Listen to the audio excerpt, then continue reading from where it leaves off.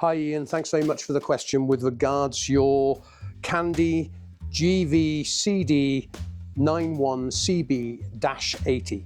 Now you've told me that you've replaced the heating element and you've bought it somewhere else. That's not important, and the issue you have is it's not getting hot. Now there's a few things that you need to be aware of. Firstly, I'm doing this video response for you just to point you in the right direction because it's quicker than me typing up an email to you. Now condenser tumble dryers have a collection box at the bottom which is called the condenser. The air flows through in two directions. Cold air goes in through the side, hot air goes through from front to back.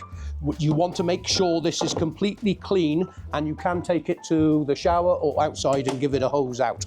Make sure that the filters are clean, and make sure down the front here is completely clean as well. If your airflow is all perfect, then you may have a problem with the heating system. And the easiest way of understanding if the element is working or coming on at all is to actually turn the machine on, and I'll just set this to a 30-minute cycle, press the start button, and with the smart meter or the portable electrical appliance tester, which I've got the link in this video for you, you can see that the element is drawing approximately 2.6 kilowatts of power. This actually means that the element is coming on. If you see it come on and disconnect immediately, then you know you have a problem with either a thermostatic system or you have a problem with possibly the relay on the circuit board. The Hoover and Candy machines have had problems with the relays on the circuit board over a long period of time, and they're quite easy to replace. You only have to identify the relay that's become faulty, and you are able to desolder that from the circuit board and replace it. But before even going down that route, you've got to check the thermostats, and you've also got to check the heating system and the wiring to make sure that that's all good.